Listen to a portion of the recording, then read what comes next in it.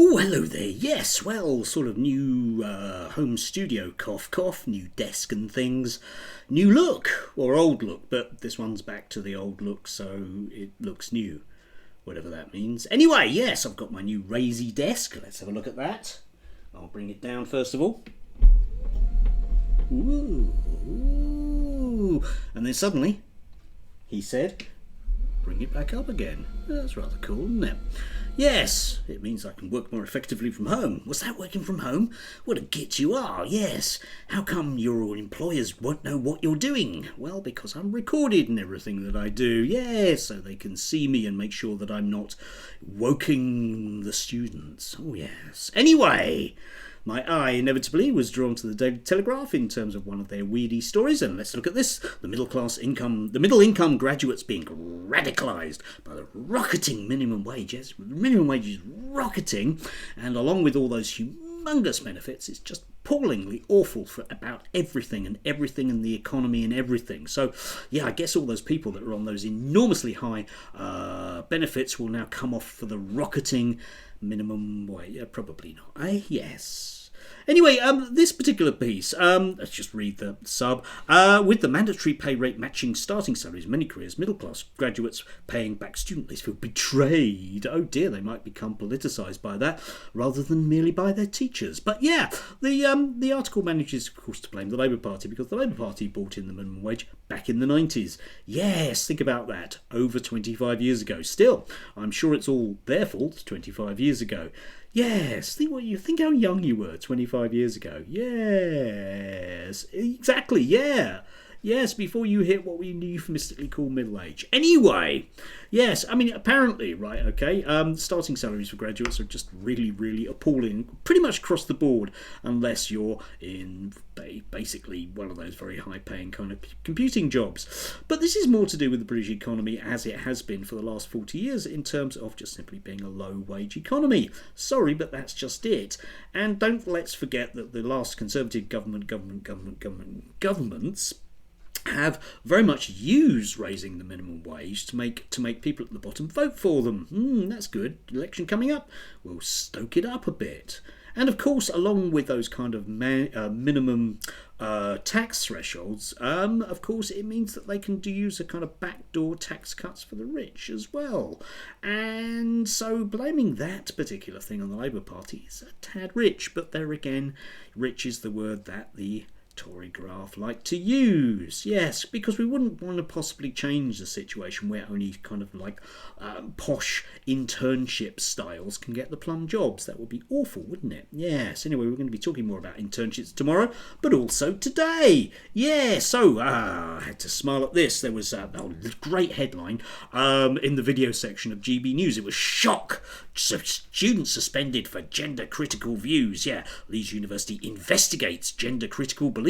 Yes. This one, gender critical student suspended from university radio after posting interview with detransitioner. Yes, and this is the sorry tale of a woman who was doing some stuff for Leeds Student Union Radio and now isn't because they didn't like what she was doing.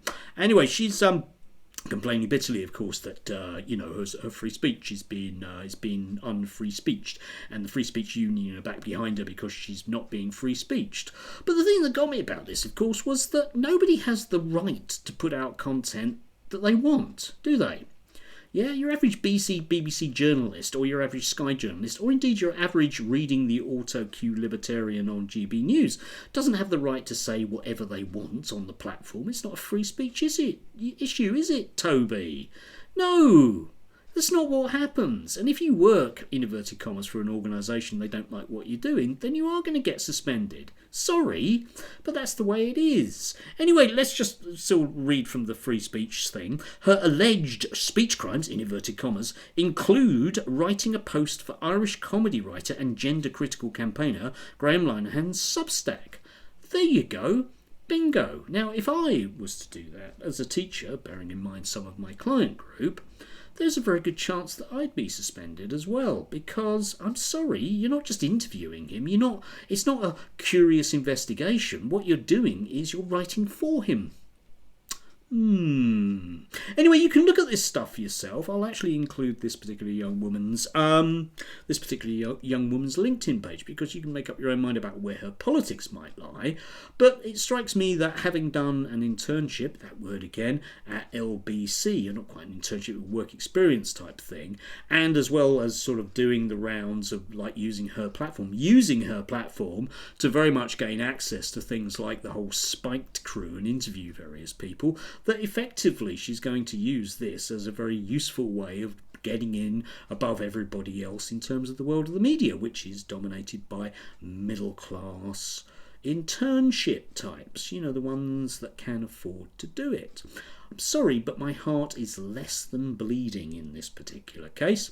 You don't have the right to say anything you like wherever you like it. No Lord Young's boy, no lady from Leeds, no Graham Linehan, you don't. Well, obviously in Graham's case you do, because everyone else is wrong. It's not just him being obnoxious, no, it's just everyone else having a poor reaction to it.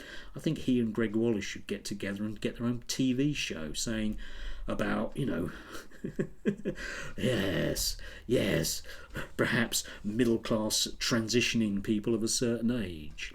Anyway, do have a beautiful day, don't you? Don't expect to just be given things in your life, and try and live in the real world. I know it's really tough, but it is soon going to be 2025, and it's not the 1980s anymore, despite what the average readership of the Daily Telegraph believe. Okay, the world has moved on, and it's moved on in ways that the Daily Telegraph readership has voted for consistently for 40 years, and I am sorry if I'm feeling less than generous to their children who have to live with it.